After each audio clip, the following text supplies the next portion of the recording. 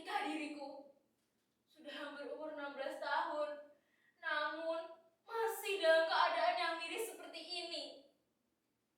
Dengan baju yang tak karuan, wajah yang kusam, dan bau badan yang tak seorang pun mau berteman dan mendekatiku.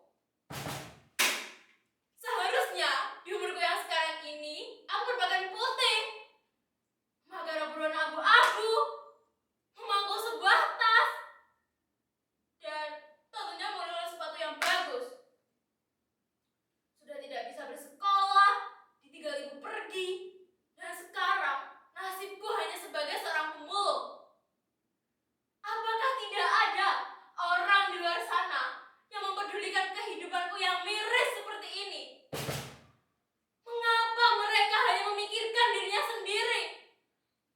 Bahkan tak sedikit orang yang mencaci makiku dengan kata-kata yang kasar dan mengatakan bahwa aku hanyalah sampah masyarakat saja. Mengapa?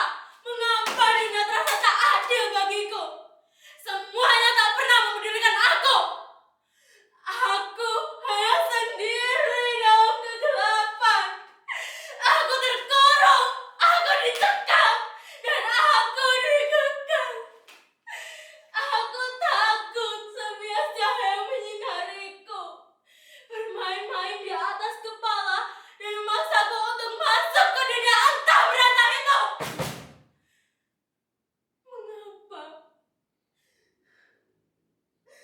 Di tengah keramaian kota metropolitan, selalu kesepian hidup di gubuk tua yang tak layak huni ini. Inikah yang dinamakan hidup? Egois.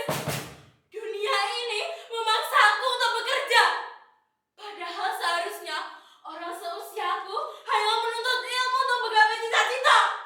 Tetapi aku hanya seorang anak pemulung yang kesehariannya hanya tukar sampah.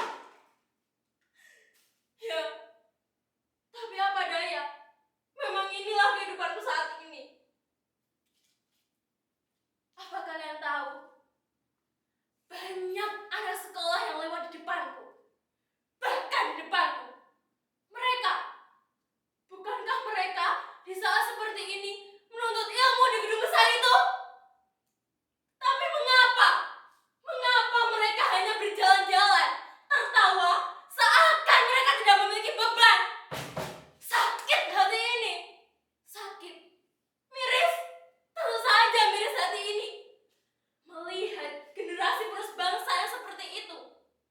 Mereka memiliki segalanya dibandingkan denganku yang hidup tanpa pendidikan, hidup tanpa harta warisan, hidup tanpa mengetahui apakah aku bisa makan atau minum. Aku heran kepada mereka yang diberikan nasib lebih beruntung dariku. Kadang aku berpikir, bagaimana tidak? Sekarang banyak wakil-wakil rakyat yang meraung mengembar janji tak pasti. Korupsi di mana-mana. Ya, memang sebatasnya itu terjadi.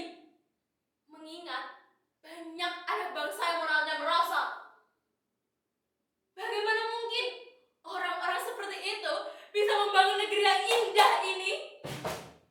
Walaupun aku mungkin tidak bisa menjadi pemimpin di negara ini, setidaknya aku memiliki semangat dan hati yang tulus untuk membangun negeri. Walaupun hanya angan-angan.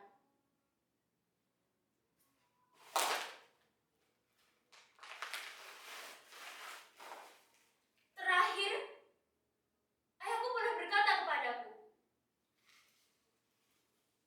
"Nak, sekarang kamu sudah memasuki dunia baru, dunia para remaja.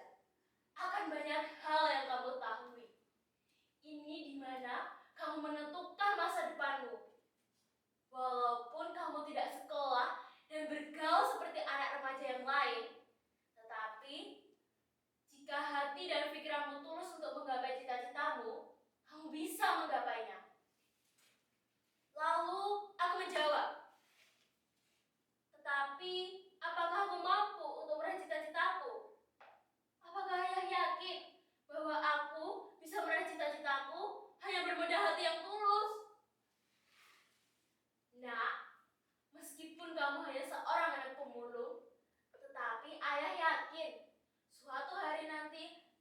jadi orang sukses, nak.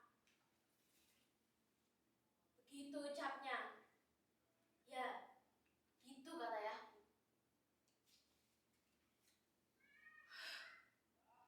Tetapi, akankah cita-citaku bisa tercapai, Tuhan? Aku masih labil.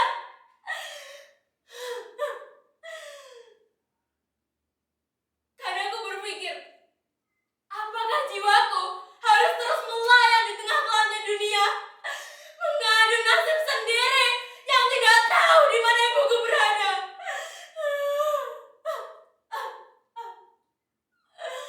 Tidak, aku yakin aku pasti bisa menggapai cita-citaku dan segera bertemu dengan ibuku. Walau aku tak tahu kapan itu bisa terjadi. Dan asal kalian tahu, orang-orang sepertiku juga berhak memiliki mimpi. Mereka adalah generasi penerus bangsa juga. Bukan hanya kalian, orang-orang dari golongan tingkat tinggi yang malah semena-mena mencela kami. Camkan itu. Camkan itu baik-baik.